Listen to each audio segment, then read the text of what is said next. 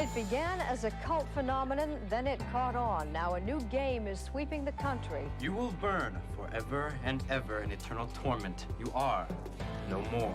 The role-playing game Dungeons & Dragons debuted in 1974. It became a hit with many adolescents, but critics claimed it was an invitation to devil worship. The witchcraft, the demonism, the spells. And worse. It is not fun and games. The media set off a satanic panic. A lot of adults who think it's been connected to a number of suicides and murders. That connection has been largely debunked. It's nothing but a witch hunt. And the game has generated an unexpected legacy. This was a revolution.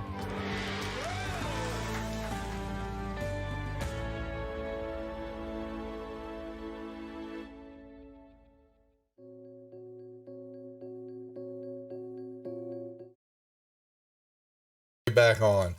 Now we're good. Welcome, folks. Say hi, Danny. Hey, everybody. Welcome back to the latest episodes of Wizards of the Couch. Tonight, we are excited to bring you a discussion of something that is near and dear to every gamer's heart from a certain era, something we all survived, I guess, some with greater or lesser effectiveness. Some people didn't quite make it past all that, but the Satanic Panic of the mid-1980s, when there was such an uproar about a lot of things, of which role-playing games were really only part of it, but because of some, not very well-researched information and the way information used to spread back there in certain circles. So we're going to talk about that all tonight and kind of uncover some of the truths and some of the falsehoods around the Satanic Panic of the 80s and clue people in who weren't involved in gaming at that time, like what all that hoo-ha was about. So before we get started, though, I'd just like to thank everybody for joining us. Hoo-ha. Hoo-ha. Hoo-ha. I'd like to thank everybody for joining us here on the Twitch. We are the Wizards of the Couch, and the four of us get together every Monday night for a few drinks and a few laughs and not a small number of cuss words. It is an adult show, so obviously if the kids are running around through the room, you might want to either throw your headphones on or find a better place to watch it. Let's go through drink order. I'm going to take it out of order this time. Brian, I used to see that guy at every convention when there were conventions. Oh. Brian kicked me in the nuts, Berg. Brian, I'll just lay here and let you take aim, Berg. Author, game designer, and obviously the controlling of the artistic driving behind Total Party Kill Games. Brian, what are you drinking tonight? Aside from my own tears, I'm throwing down some cranberry lime vodka in my Lannister cup here. So. Toilet wine. Nice. Cersei would be proud. Next up, we got Matt, otherwise known as Casey Rift. He runs, among other things, he runs Cobalt Con, which I understand we'll be talking tonight about a virtual Cobalt Con, which we're all very excited about. Sucks that we're not actually going to be able to get together in person, but Matt also heads up the Blackwood Society, and he helps produce all of the stuff we're doing here on Twitch and on Facebook and other social media outlets, as well as doing a lot of the video. Take a drink, Brian. Choppa, and making those videos you see on YouTube a week or so later. Casey, what are you drinking tonight, man? It was like 2 weeks this time. I just got last session up today. I just went with old faithful, my old faithful, good old Sam Adams. Nothing wrong with that. I'm getting into the reserve. So yeah, this pandemic's really starting to get to me, or really starting to dig into my reserves here. I'm getting down to Sam Adams. Didn't have anything. It's that case you found in the garage next to the fridge. That's exactly right. I had to chill it about 2 hours ago. That's exactly right. Yeah. We all have that case in our garage. How long has this one been around? It says 76 on it. Yeah. Someone told me fresh beer is better, but this tastes just fucking fine to me. Then we also have Jimmy Duffy. He is the chief reject over at Praetor's Rejects. He is the technical wizard that keeps everything running here on our Twitch channel and over on Praetor's Rejects Twitch channel. Jimmy, what is going on in your world and what are you drinking? I'm teetotaling tonight, folks. Sorry. All right. Yeah, busy week. I'm busy. So I was telling Matt the other day, I'm busier now than I was before this fiasco shit got started. So yep. I volunteered to take all your drinks. You can take, please gift them away to Brian. The thing I love about Jimmy is either drinking or drinking Shiners, or he's not drinking at all. So when he says Shiner or die, that's it. There's no middle ground. There's no in between. Thank you very much. And I'm Danny Grimes. I'm Danny Grimes. I run games at conventions I have done this for many, many years. Gen Con probably being the most prominent. Graphic designer, terrain maker, and cartographer. So now that we have dispensed with the introductions, let us delve into the dark, satanic bowels of the 1980s and talk a little bit about what was the Satanic Panic. What is everybody's just let's just get started with, like, what did you know about it, like, just in common parlance? I just got my ass kicked all the time. Just in general? Yeah. I mean, when my version of Satanic Panic wasn't probably the same as everyone else's, because for me, it was more about that Slayer CD that I'd been wanting to listen to. You know, like, for me, D&D was never really as scary, and my parents weren't as terrified of it as others, I think. So, but growing up, for the follow, Great Scott. Go ahead. Oh yeah, but as I got older and got to understand what everyone was concerned about, I didn't come from a very religious household. My parents were fairly open-minded and educated, so I don't know. Well, what about you, Matt? I didn't have any negative repercussions from it, but I do remember it very well. I mean, I remember the movie. In fact, I think my parents I watched it with my parents because they knew I liked D&D, and they're like, "Hey, look at this cool D&D movie. This is all about people." Yeah, Dungeon Master, right. This is all about people playing D&D, and I mean, I don't remember them thinking, and maybe they did behind closed doors, but I don't remember them thinking a single thing about it to me. I mean, life just went on after it. But then I do remember the news articles and everything, but my parents didn't seem to let it faze them that much. I do know that there were people that in elementary school that commented on it, because I'd bring the red box to I think it was 4th or 5th grade or something like that. I'd bring the red box to school and try and get people to play at recess or something like that. And I do remember people commenting on it. That's satanic. You're gonna go to hell. That sort of thing. I was scarred by it. There's no doubt. Really? Well, okay, folks, we got to remember the times. Okay, this brings a little misty. We had the Challenger blown up. Yep. Okay. Yeah. We were dealing with Disco was dead. Okay. All right. Not necessarily mourned, but dead. Okay, so this gets me I get a little upset by this because I have to think about this some. You had hair. Okay, don't ruin my mood. Okay, we had to deal with Just Say No. Mm-hmm. Okay, but then the worst. I'm sorry, because I get a little upset about this. The worst was this fucking movie by Tom Hanks, and it scarred me. Called Mazes and Monsters. Oh, that's right. Okay, that's right. I don't know if I ever recovered from that. I feel the same way about the Rocky Horror Picture Show. So, wow. Yeah. Wow. Tom Hanks. It's another story. Well, that's the one that I think I'm talking about. You said Dungeon Master earlier. I think the Mazes and Monsters. That's the one he's in the sewers, right? And they're y'all took my thunder from me, you bitch. Well, I made a fool of myself and said the wrong name. So but that's the movie I'm talking about, the Tom Hanks one, where they're. Actually, guys, it wasn't sewers, it was steam tunnels. Yes. Joy. It was so bad, how can it not scar you?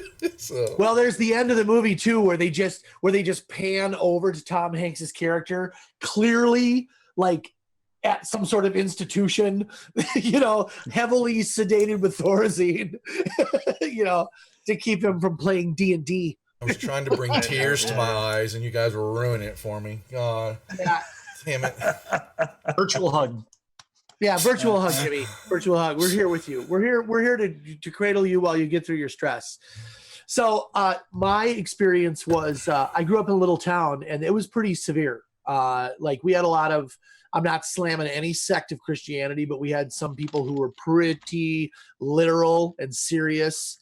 And I had a teacher, and they really went after it. Like they didn't let us play it at school anymore.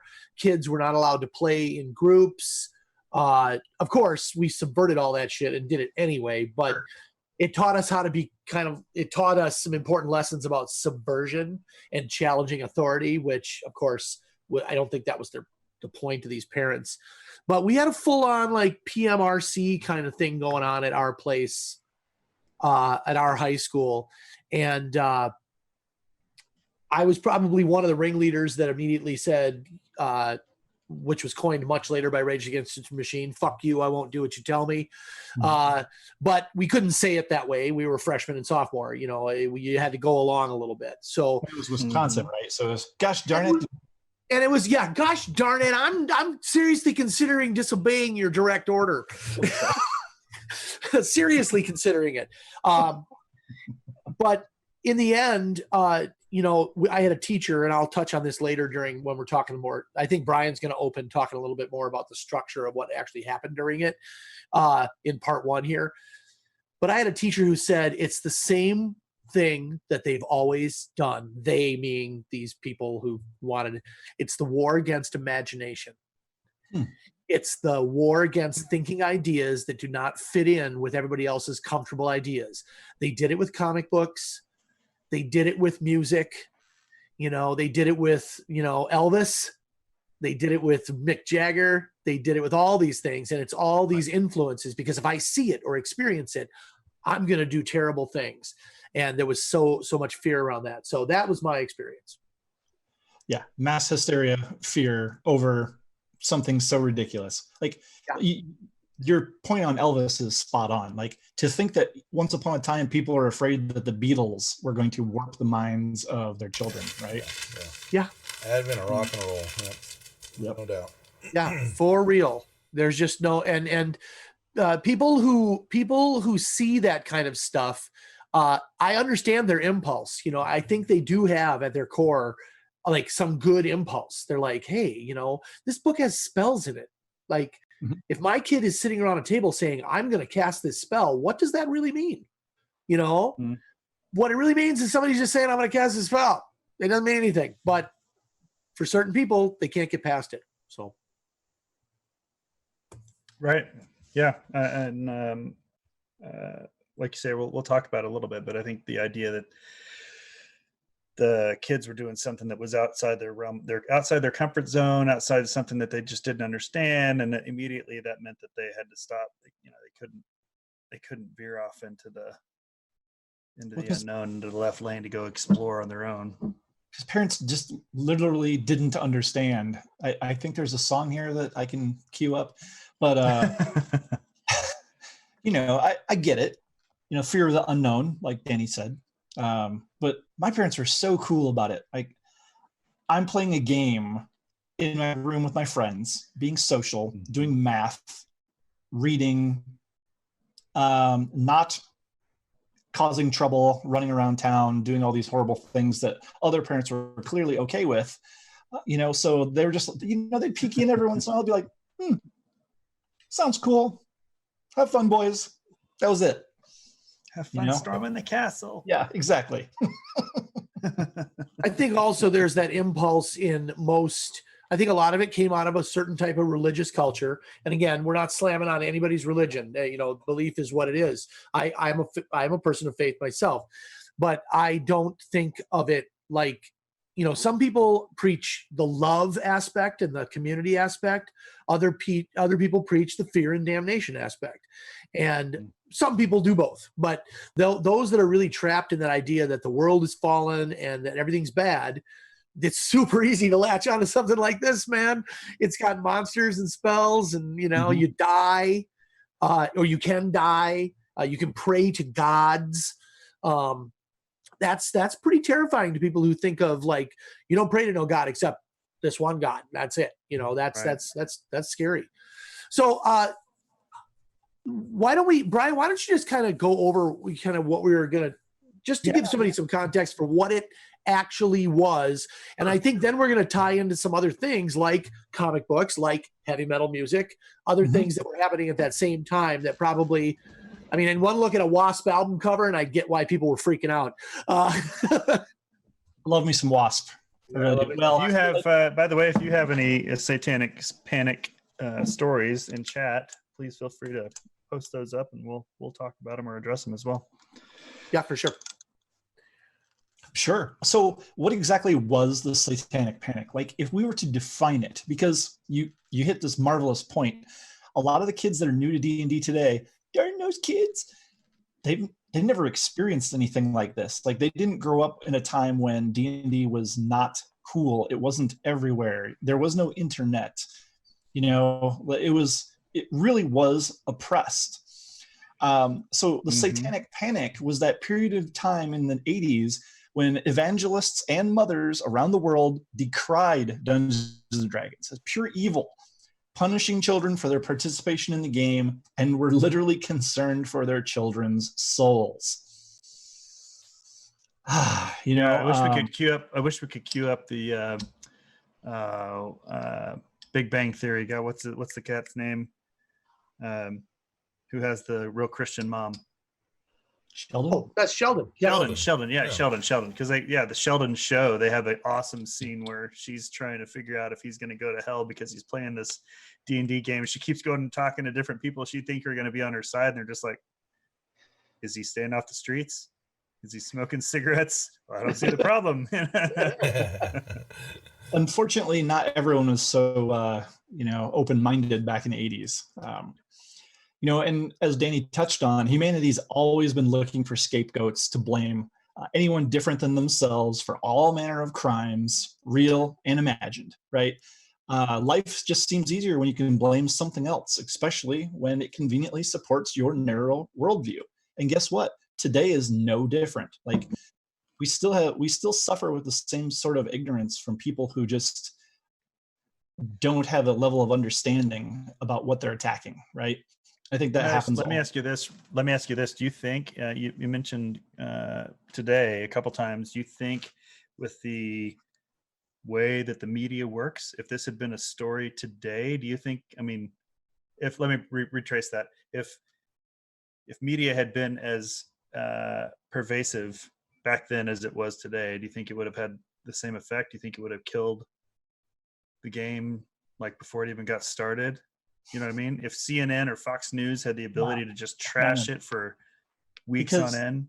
Look, even today with the power of mass media, the moment you say something is terrible, instantly that's free marketing, right? Guys like Marilyn Manson have been living off that dime for a long, long time. For real. That's true. Yeah. And so if you demonize something, even with the sheer power of the internet today, that just means that more people are going to go, "What's this?" That's going to piss off. Valid. I need to know all about it, right? Right. And Valid. back Yeah, I then, gotcha. I think a lot of it propagated because there wasn't another side of it. So it's not that back there then the media was like it is now, only less. That's true, but it also was fundamentally a different animal. Anything I put out there controversial now, a whole bunch of people are going to say yay. A whole bunch of people are going to say no way. And eventually they're going to sort out into about 50-50 because everybody has a voice. So I don't think it would have been, and I wouldn't have captured people's attention for very long. You know what I mean? Like, it had been kind of like a minor blip. There's this game, blah, blah, blah. 3 or 4 news cycles later, I imagine it would be nothing, you know? Right. Yeah. Hard to imagine it. It's hard to imagine coming all that time forward though, and ignore all the other things that D&D made possible, like violent video games and video games in general, music, and it's just D&D is at the root of so many things that it's just great. Yeah. Any level based game, right? I mean, any video game that's level based, anything like that is all. Does it have? I always just say, does it have stats? Well, yeah, it has stats. Thank D&D. Right. We never had games like that before. You got to remember too, is like everyone's parents lived through the 60s during this time, right? And so Oh, yeah. I'm just struggling to find how D&D was so bad, Right. by comparison. But and the truth is that this hasn't ended today. Like, we still have people calling others out, like Harry Potter freaking Potter has a bad rep in certain circles because of their supposed symbolism or ties to the occult. Okay, like, if you're really concerned about Harry Potter, you've really got issues. And it's because maybe they haven't watched the movie, or they haven't, gone outside their cult lately. But wow, that's just crazy to me. I tell you what, Voldemort was the best concept for a lich ever, in my opinion. Oh, absolutely. He broke the mold. Like, it was a totally new thing. It's the fractured phylactery. That's a great idea. Yeah. I think. Go ahead. Story hook sometime. We do like 10 lich phylacteries, because we could do some really fun stuff with that. For sure.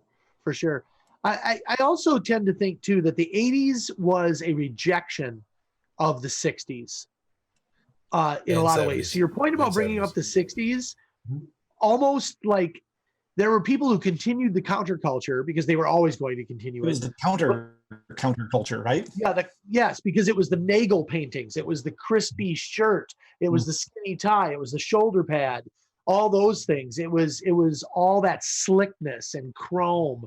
Greed was good.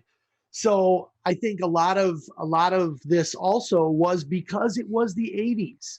Not just that people were reacting weird, but the 80s was a strange time. It was a very strange time. Yeah, super strange. And MC Hammer, for crying out loud. Oh my God. Plus, and it was the full. I had hair back then, so it was also the full flowering of the new wave of British heavy metal. Yep. So you had bands like, which we'll get to Oasis. In a minute. Well, I think you're about to say something about Judas Priest, and AC/DC and those bands. So I gotta admit, not Dungeons and Dragons related, but the Satanic Panic in general, it covered a number of different mediums, right? Like, there were real questions being tossed around of like, should you listen to this music? Like, is this band Satanists? No, they're fucking opportunists. But there may have been a couple out there who probably thought they were, but whatever, right? Right. So, like I was saying, it was kind of a dark time in human history. Heavy metal bands were even sued for supposedly putting subliminal messages in their music to cause their fans to kill themselves. And I think of Judas Priest.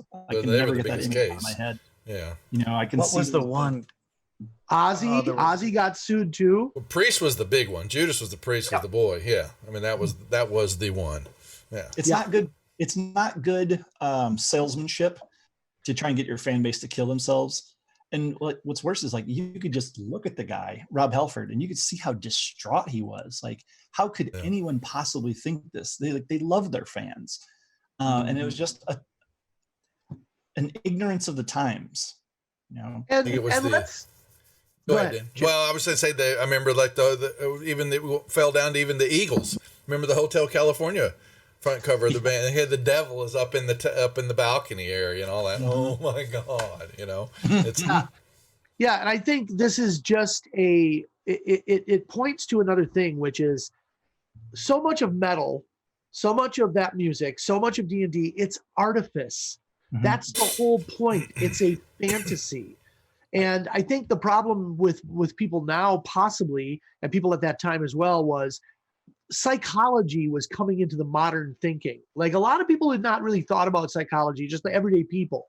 That was kind of a big city thing. People went to therapy, all that kind of thing. Well, suddenly people started getting this idea that, like, if an idea goes in your mind, that if you're not well, you won't be able to separate that idea from what you're seeing in real life.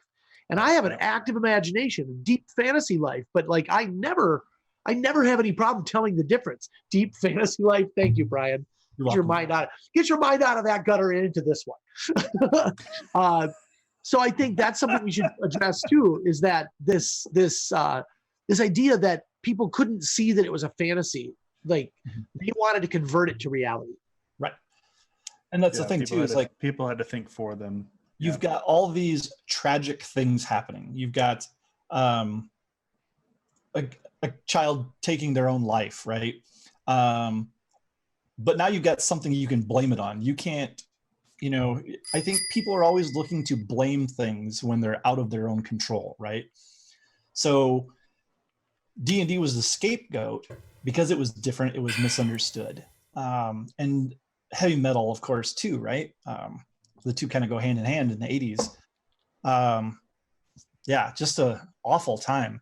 And you had you had mothers going crazy, and they created this group called BAD, which I gotta say, that's so 80s and so awful. BADD, BAD, which I think might be a song by Wasp also, ironically. BAD, bothered about Dungeons and Dragons. Oh, two D's, BADD, yep. huh? Nice. Yeah. So they're not even against it. They're just bothered. That's right. Like you said, dragons, right? So crazy. And they formed to keep their kids from playing, and there was a lot of misinformation spread through the churches, religious groups, and even in mainstream media. And so I think Jimmy's been sharing some of those great articles in our feed here, but yeah, just bonkers to look back at this and to see what it was like. And I'm going to catch some flack for this, but I suspect 20 years from now, when we look back at the current political cycle in media, we'll probably feel the same way. There's some there, no doubt. And like I was saying, the truth is we could have been doing way worse things in our free time, like our parents did. But again, my parents were like, oh, let's see, you're reading, you're doing math, you're staying home, you're not causing trouble. Totally okay with it.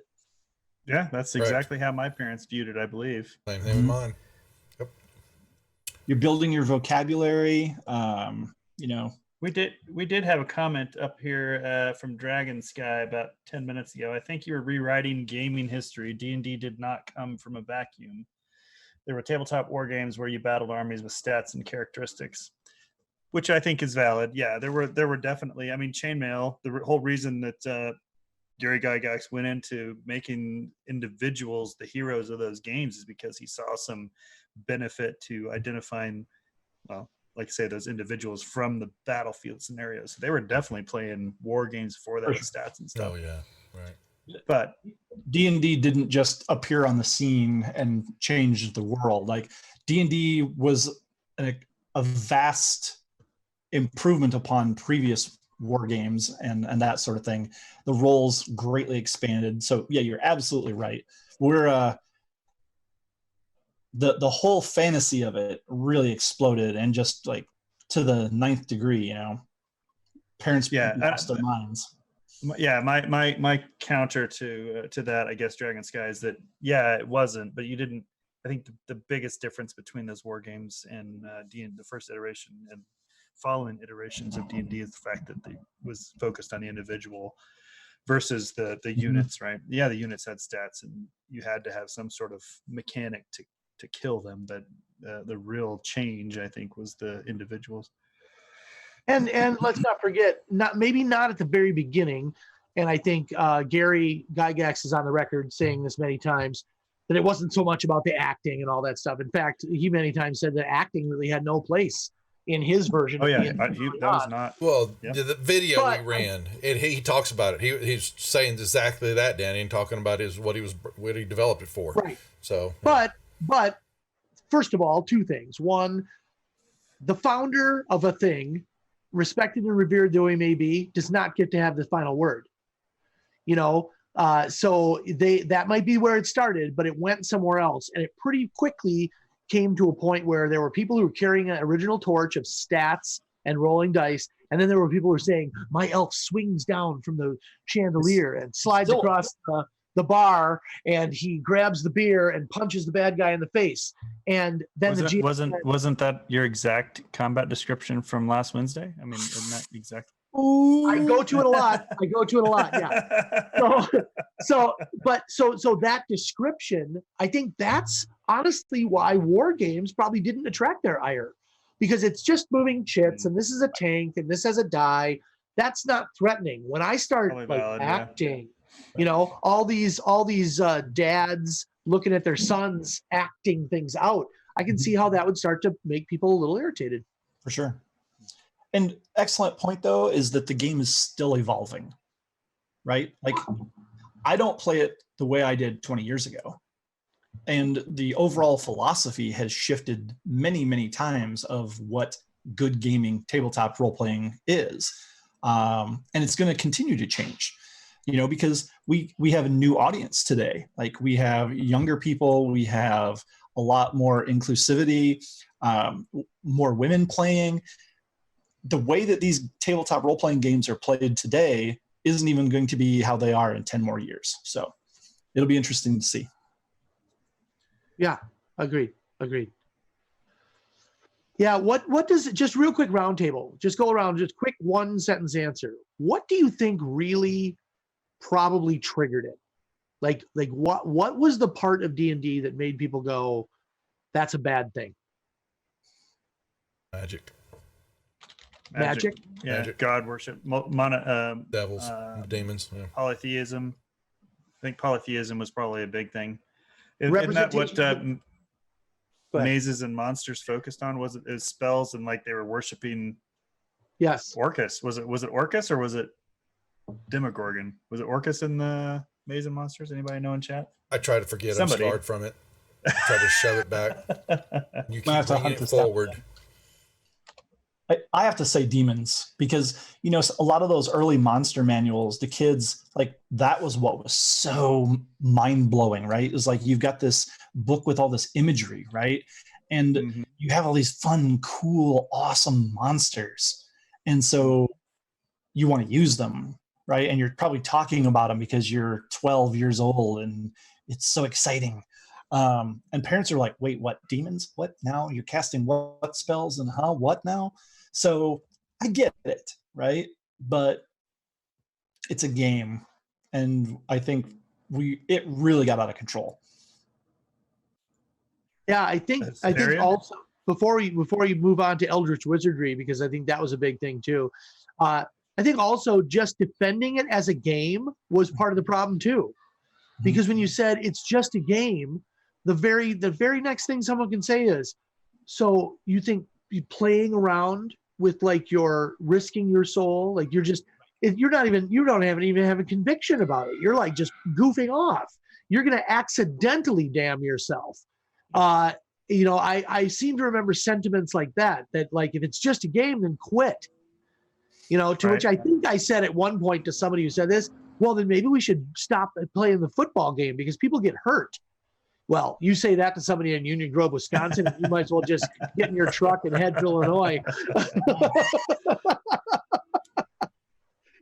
Take your heretical bullshit out of here, Grimes. That's good. TSR had to change from devil to demon to satisfy holy rollers. How can a parent control what their kids think when they are starting to imagine worlds that their parents can't inhabit? Yeah. Right. And I think that was my point earlier, was that the biggest concern for the people that were concerned about it was that they were veering off away from, and all of a sudden finding themselves in worlds, even though they're imagined worlds, that their parents couldn't control or didn't have visibility on. Right. Yes. Yeah. And I that what you just, who said that, Matt? Inhabit. Oh, that's Dragon Sky. Yeah, that the parents could not inhabit.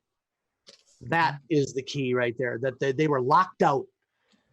Oh yeah, I guarantee that was a nice cattail you got there on your screen, Jimmy. That's pretty funny.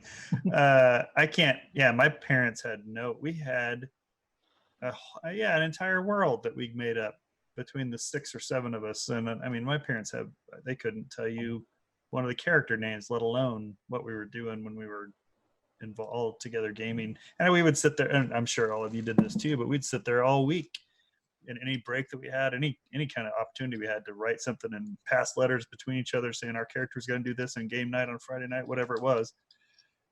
I mean, yeah, we were wholly immersed. And I still feel to this day in a positive way, not in a negative way. Mm-hmm.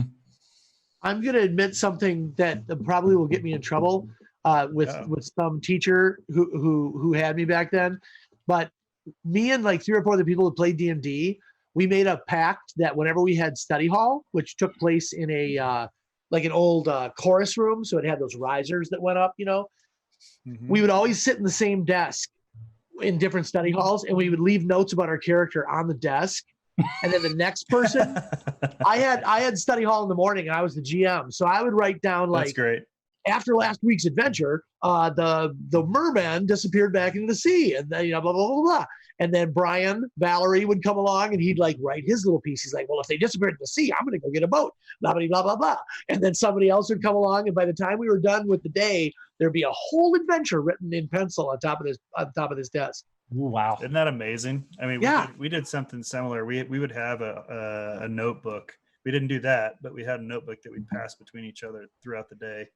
And it would almost be like a play by email or play by post for those of you back in the forum days, almost like a play by post game where you would respond. Yeah. And then they would go to the DM if necessary. And yeah, it was, we'd have people that different world.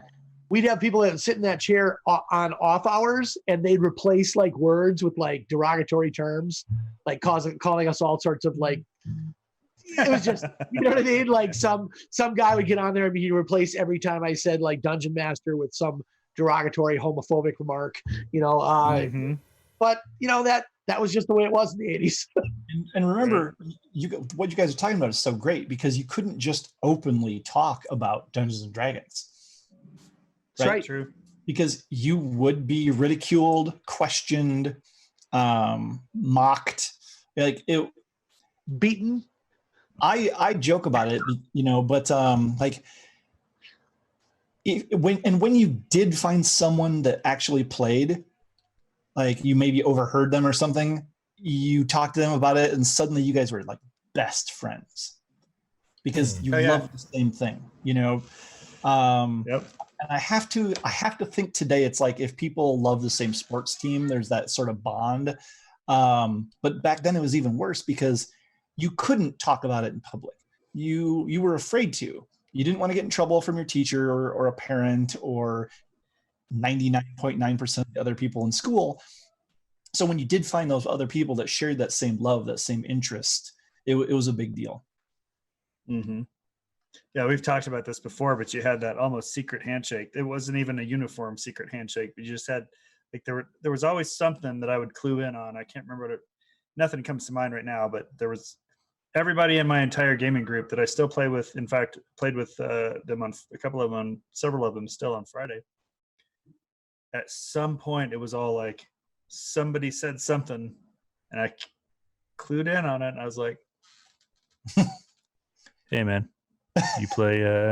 You roll D20? You play little Dungeons and Dragons?" Yeah, any casual mention of a Grell, you know, and you were like,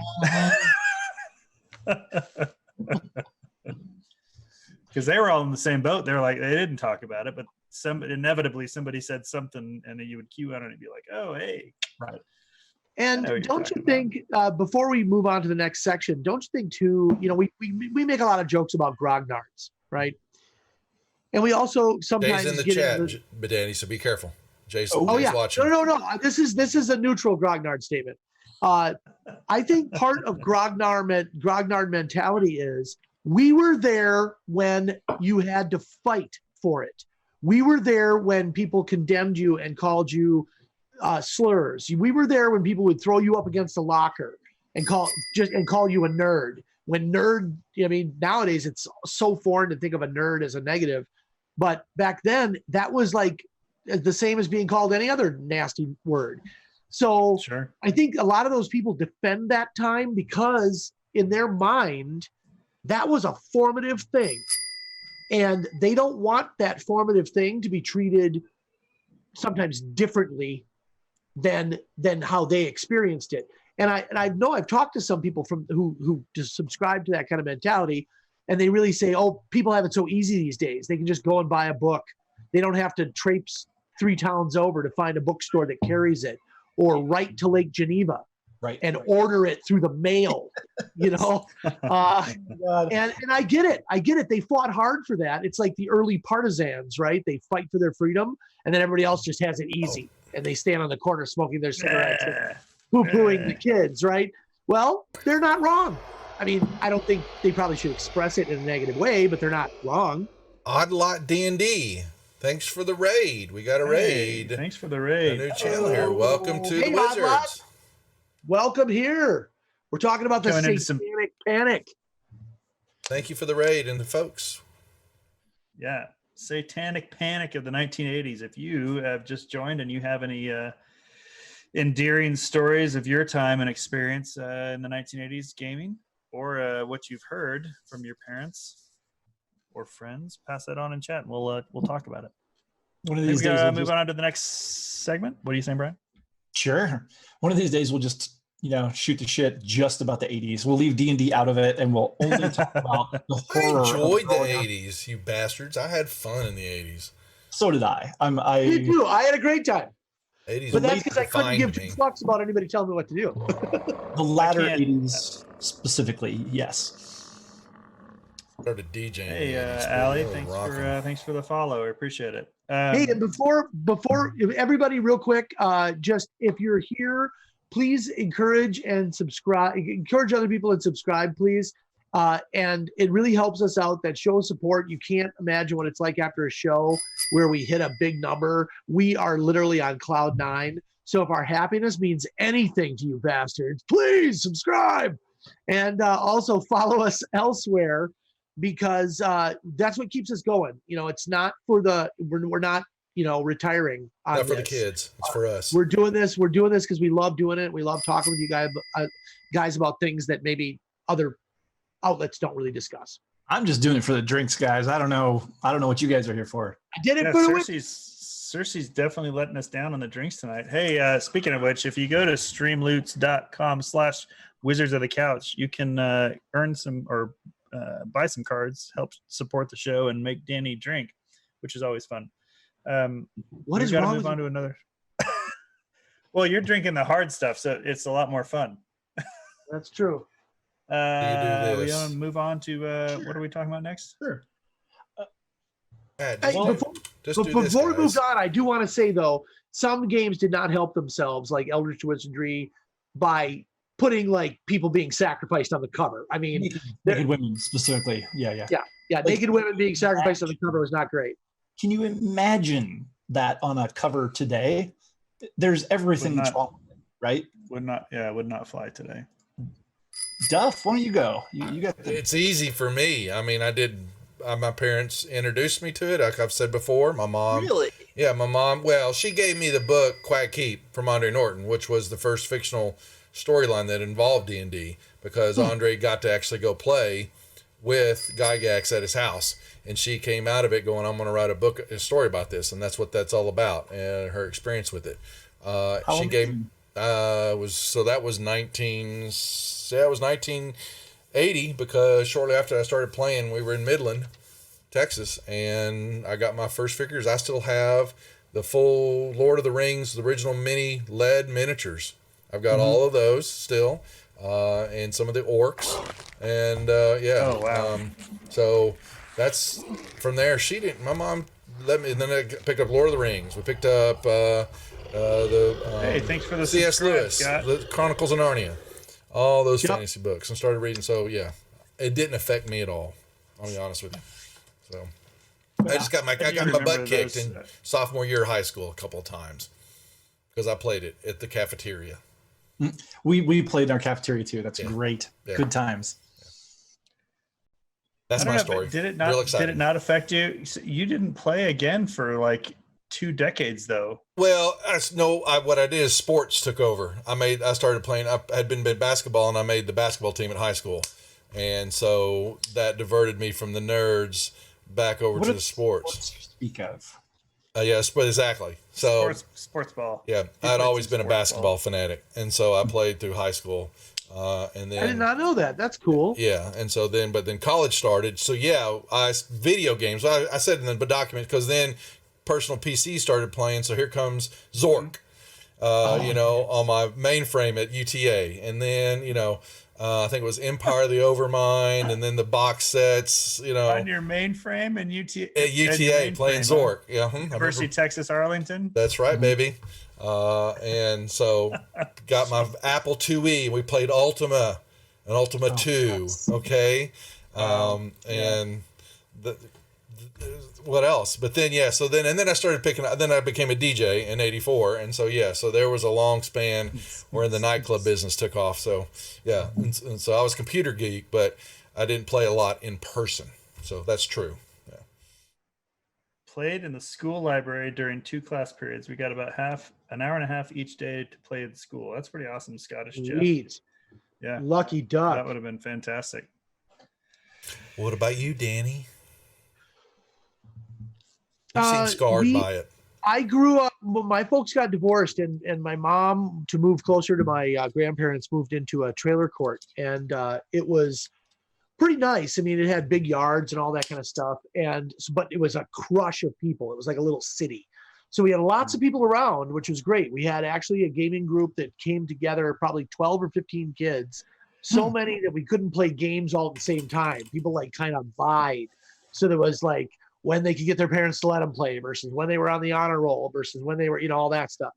But we had a guy there who lived across the street from us. He was a chemical engineer at Johnson Wax.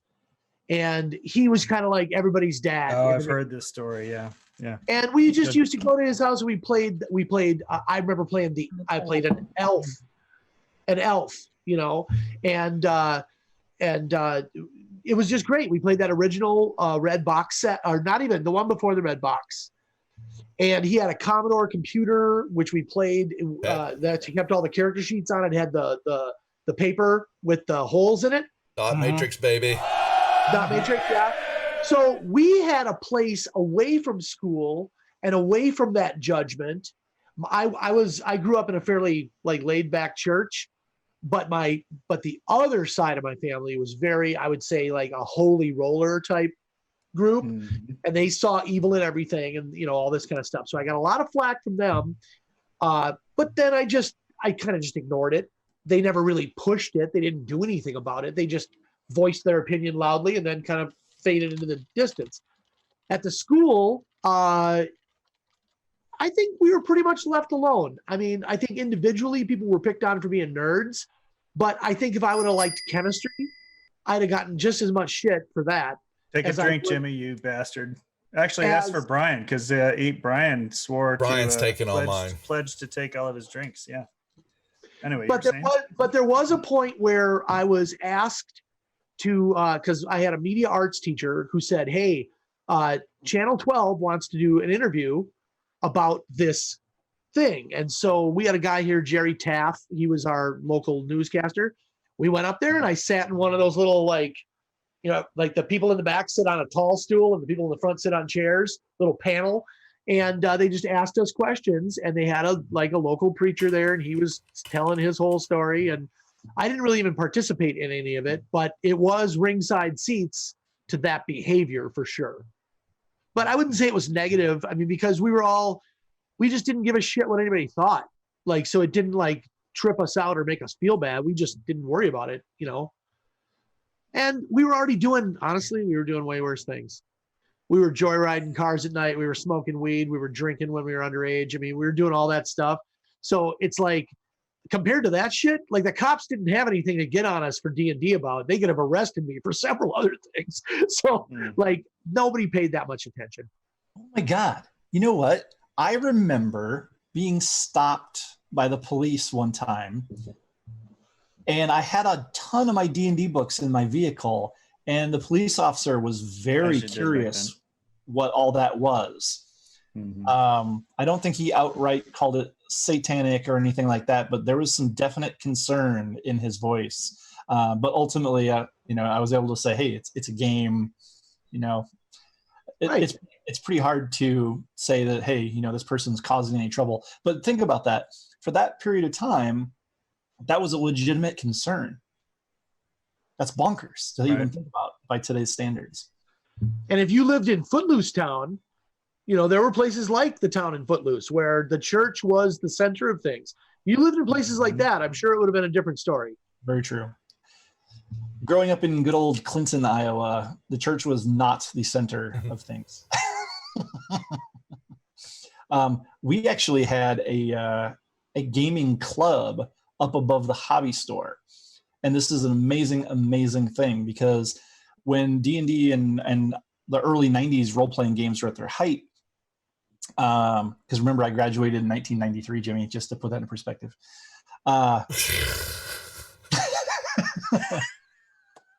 Brian and I are the exact same age within a couple months. Yep. Yeah, I'm an old fart. Thanks. We all chipped in a very small amount of money every month as dues to this club, and we rented out an apartment above the gaming store, and that's where we all hung out and played D&D. An amazing, amazing thing that would never happen again, Right. Oh, yeah. Mm-hmm. Yeah, we used to have a spot so this is well after graduated college, but we used to have a spot in the local gaming store. We'd bring as long as we brought our own beer in, for example. I mean, they'd let us have one of the back rooms. That wouldn't happen today either. That wouldn't happen today either. From my, I had a story and I'm losing it now. I lost it. Calls me old. Cool story, bro. Yep. Cool story, bro. I was terrified of. I had an absolute double life in high school, in particular in high school. But once it was apparent that I was going to get beaten for playing D&D, like that was I had a total double life. Oh, what are you making me drink for? I'm pouring my heart out here. That's why they're doing it, Jimmy. I pour my heart out every week, and they insist on turning me into an alcoholic. That was Jimmy, the bastard. Anyway, so but yeah, I would, like I say, we would pass notes around in school and whatever. But then I had a cheerleader girlfriend, and I was in cross country and track and hang out with the cool kids. But then Friday nights were D&D night, and nobody asked any questions. That's great. And then I'd hang out with them on Saturday night or whatever. It was not great. It was unfortunate that I had to go around that way. And I still, to this day, I hope none of those high school buddies are watching, because I still to this day. Oh, who did that? Well, that's Nightheart Gaming. So I have Brian's giving me the download Nightheart that I've got to send you for the last one you cashed in. So it looks like I get another one from you, Brian. Yeah, my bad. Nightheart gets some free digital loot from us. Yeah, congratulations. That's an awesome card. Let me send that. Yeah, I over still to to them. this day have that lingering back, like, if I go to my high school reunion, I don't really want to talk about D&D with these guys. Like, I still have this instinct to hide and keep that stuff secret, even though I'm on the fucking internet talking about D&D as a semi-profession. Those formative years, man, and that, maybe there is something to be said in conclusion to these crazy ideas that you get at that age. They do stick with you. And, I used to tell people I survived. I always had a girlfriend and I had a car and I had those things too. But I survived those things destroying my love for this hobby. And a lot of other people made a choice. Yeah, those were choice points, like girl or D&D, car or D&D, job or D&D. And in my case, it was and. And I drove a shitty car and I had a cool girlfriend and I always had a job and I played D&D. But I know there were kids who played with me who, they were definitely in your same situation. They were not telling other people that they were doing that. Right. And we had a couple of guys who were jocks who came and played with us, and it was made clear to me that this is for here.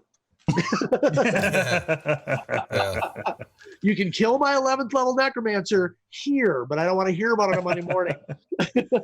That's yeah. Bro, can you believe that fight against that lich? Yeah, you're stuffed in a locker. There's your fucking lich. Well, okay, everybody. Hey, thank you for everybody who joined us tonight. We are not doing the full 90 minutes tonight, right, Matt? Yeah. Correct. Okay. You are correct. So I would like to thank everybody who joined us for this episode of Wizards of the Couch, and we're going to do more of these where it's just us kind of roundtabling with the fans, but also expect to see guests back too. When we have a special guest, we definitely want to bring them in. But at the same time, we definitely want to share more with the fans and leave more opportunity for you all to chat with us and make me drink, because apparently that's a thing now. It's a t-shirt. I never was a meme. Now I totally get why that's not great. But you can find us everywhere on social media. What's that? Oh, you got another one. Drink. All right, this is the one. Oh God, he did the whole thing. So the thing that I want everybody to remember is catch us here every first and third Monday. So 2 weeks from now, you can catch us again. We'll have a new topic on the second and fourth Wednesdays, and we'll have a schedule up soon with the actual dates. We are playing in a kick-ass Shadow the Demon Lord game with three-time Iron GM Eric Frankhouse. The four of us are playing this kick-ass game set in the world of Spartacus, in a super violent, nasty realm. It's just insane. Yeah, hold on. I hate you guys. I hate y'all, bastards. He's got Slurg right there. So we play this game on Wednesday nights, and then every Thursday night, or as close to every Thursday as we can do it, Matt and I do a 1-2 punch. Whose Monster Is It Anyway at 9 CST, followed by Strange Encounters at 10:30 CST. But you can find us all over social media, here on Twitch, Facebook as Wizards Couch, Instagram as Wizards Couch, and over at YouTube to catch these episodes sometime in the week to 10 days afterwards. We got a pretty big backlog right now, and Casey's editing fingers are worn down to the first knuckle all the way. He just has stumps now see, there it is. And so check us out there. And you can also catch our podcasts wherever you get your most delicious podcasts. I guess that's really it, guys. Last thoughts. Satanic Panic. Was it much ado about nothing, or was there anything to it, Brian? No, I think that sounds fantastic. We somehow survived. Perhaps the general population has gotten more educated about what D&D is. And I think today people understand that it's the granddaddy of so many of the things that they love, and they wouldn't have all the Harry Potters and the vast TV shows and movies and phenomenon that D&D launched, right? So we survived and we grew. Yeah, Matt? I think it had an impact. I think that enough people still see it as taboo that it absolutely had an impact on, or made an impression on, a great number of players that are it's still around today. But overall, as you talked about earlier, I think it ultimately, any press is good press, and it propelled the game to what we have today. Right on. Jimmy? Anytime there's a concerted effort for control, it has usually over time has failed. And something else has prospered from that. And I think we see that time and time again. And your wife failed? Yeah, yeah. But if you don't like something, you don't, I say that, turn the channel. You don't like it, go somewhere else, You don't have a right to tell me or anybody else what we can and can't do. So. Speaking of turning the channel, don't. Don't turn the channel. Don't turn that channel. That's right. We'll be back. We're going to come back with last call in just a few minutes. 6 I'll minutes. just start by saying that once you enter into an idea, it's very hard to erase it. So those of you who have good ideas, cool ideas, don't let people tell you that you can't have those good ideas. You can respect those people. You can not go out of your way to offend them, but you can also stick by your guns. And that is what this hobby has always done in the face of all of this type of slanderousness. And we've gone on to be something better and spawn a lot of other cool stuff. So peace to everybody. See you in just a few minutes on Last Call with Brian Berg. We're going to be discussing. Last Call with Brian Berg. What are we What are we talking about? What are we Brian? talking about, Brian? What's your soapbox? So let's see. What are we talking about? Brian. So we're going to talk about the lack of precision in the D&D challenge rating system. Oh, God. Oh, yeah. That's easy. Sons of bitches. Fuckers.